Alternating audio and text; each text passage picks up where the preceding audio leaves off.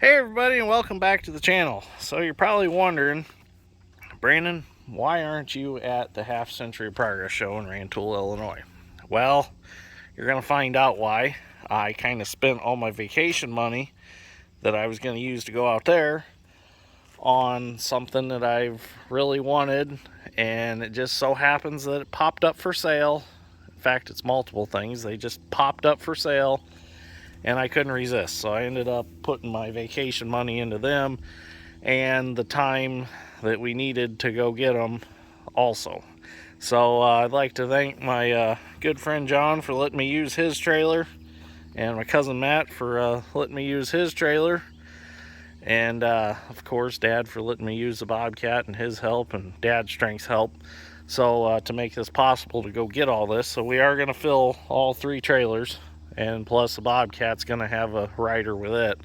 So we're going to get on the road now, and we're going to go pick up what I purchased, and I'll show you what it is. Oh, hi Wilson. Oh, there's Wilson. You want to go with, buddy? Do you want to go with? No? Well, we can't take you with. We don't have a mobile litter box to take with us. So anyways, what I got's really going to fit in with the vintage farm equipment, and it's going to be really cool to use it. I've just been amazed with them growing up. I always enjoyed watching them on YouTube and seeing them in magazines, and now I finally own them myself. So, and plus the one's got a lot of history behind it, and we'll talk about that after we get it picked up. So anyways, stay tuned. Things are going to get exciting. You're going to see a lot of cool stuff on this video. I hope you all enjoy it, especially if you're a John Deere fan. You're definitely going to enjoy this video. I guess anybody can appreciate this video that grew up farming, and I'm sure there's several of you guys on here that grew up with these and know how they work, and you're probably going to be like, why would you want to buy that? And why would you want to own that? But I think it's all cool. So let's get going. And we're off on our big adventure.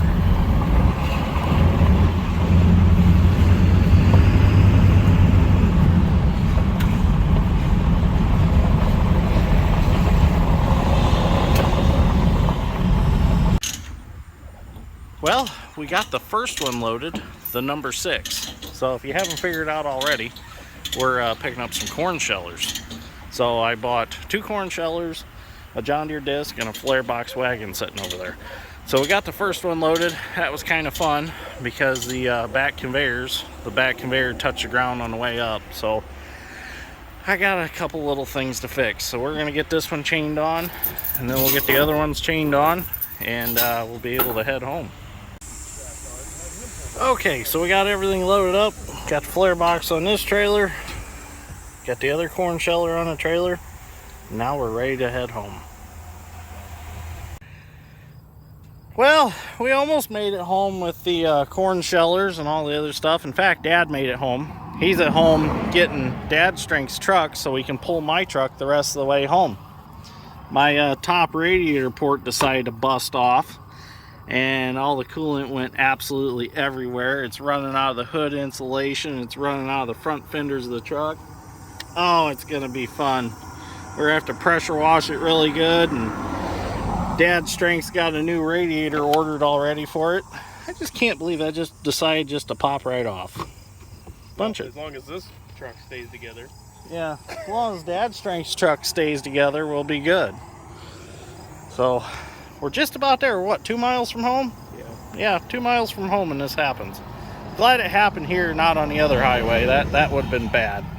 So we'll make it the rest of the way. Well, we have officially made it home now. So that wasn't too big a deal. At least it happened close. That's all that matters. Okay, so we're going to start unloading stuff. We're going to start with the John Deere disc first. We're not sure what model disc this is. We're going to have to do a little research on it. There's no numbers on it anywhere, so we got to get the hitch put back on it. There's a hitch unpinned so you can haul it easier.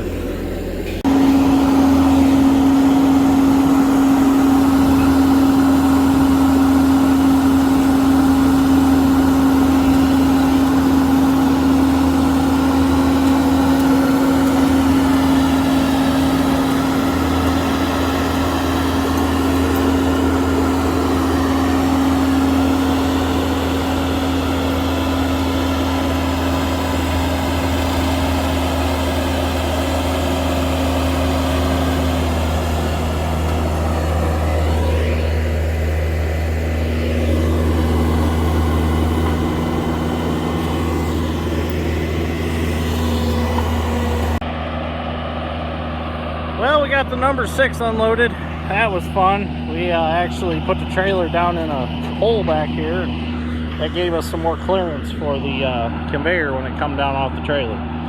So we're gonna put it over here for right now, and he's gonna get unhooked from it, and then we'll do a small video walk around on all of them, and then I'll post this video up. It's probably gonna be a while before we use them. My cousin Matt and I made a deal. He's got a corn crib full of ear corn that he wants shelled, so I'm going to shell that for using his trailer for going and getting them. So it'll work out good. Okay, so let's start with the John Deere Model 71 corn sheller. Now this one has some history behind it here in Indiana, some photographic history. We don't have any actual like sales receipt or anything like that, but it has been seen in a picture, and it has been said by many guys that Orville Redenbacher himself, that made Orville Redenbacher popcorn, owned this corn sheller from brand new.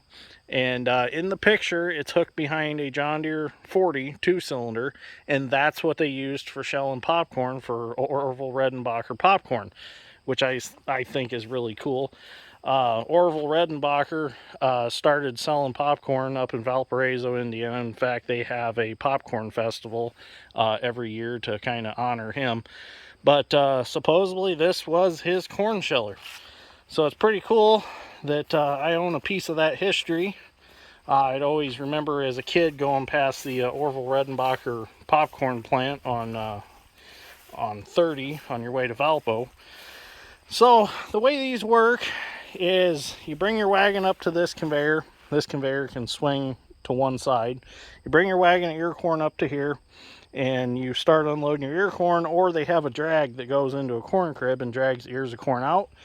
The ears of corn go up the conveyor, and then they dump into the shelling unit of the corn sheller. And then there's screens in there just like a combine. It's got a blower that blows air through and blows all the chaff out. And then this conveyor goes down under here, and this conveyor drags out any shell corn that goes out with the cobs, and the shell corn falls back down through this grating here and goes back up this little auger and goes back through the clean grain elevator and out to the wagon with the rest of the clean corn. And then the corn cobs, you just basically put them in a manure spreader and spread them back over the field. But what I'm going to do with corn cobs, I'm going to grind them up and make floor dry for the shop out of them, because they work really well. So here's our clean grain elevator over here. Our auger that takes the clean grain over to a wagon or semi or whatever you have sitting there. So pretty simple setup the way they work. Kind of let you look in here if I can get it picked up. So that's what does the shelling in here. And then there's the screens for separation. So pretty cool. Okay, let's go over to the wagon now. So it's a David Bradley flare box wagon, and these were typically used for picking ear corn. It does have a hydraulic hoist on it, so when I get done picking ear corn, I can back up to the sheller here and open the door up, and you can feed your ear corn right into the sheller.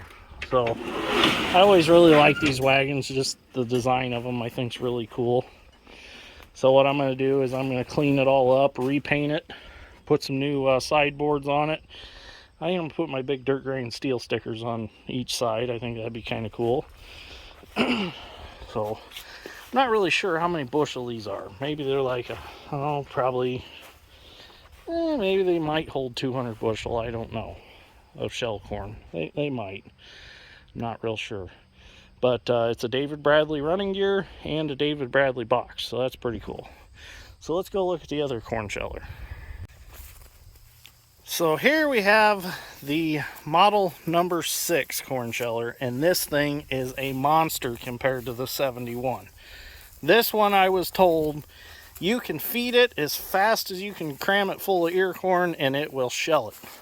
It's basically, it looks like a combine that you took the drivetrain out of, the cab off of it, and the head off of it, and you sat it on a running gear.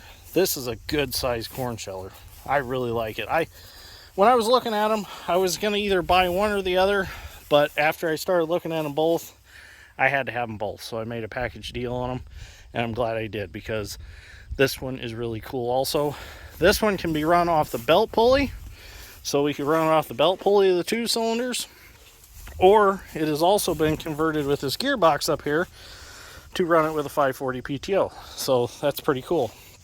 So basically, it is the same as the 71 pretty much. There's screens in there full of cobs. We're gonna have to clean all that out. But there's screens in there. And then you come over on this side and you can open this side and you can see screens down in here. So I've seen videos of when guys are shelling with these, they open them up and you can see the kernels of clean corn coming out. And this is actually the clean grain auger, and then clean grain elevator is up there, and then the auger to take it over to a wagon. So it's just really cool.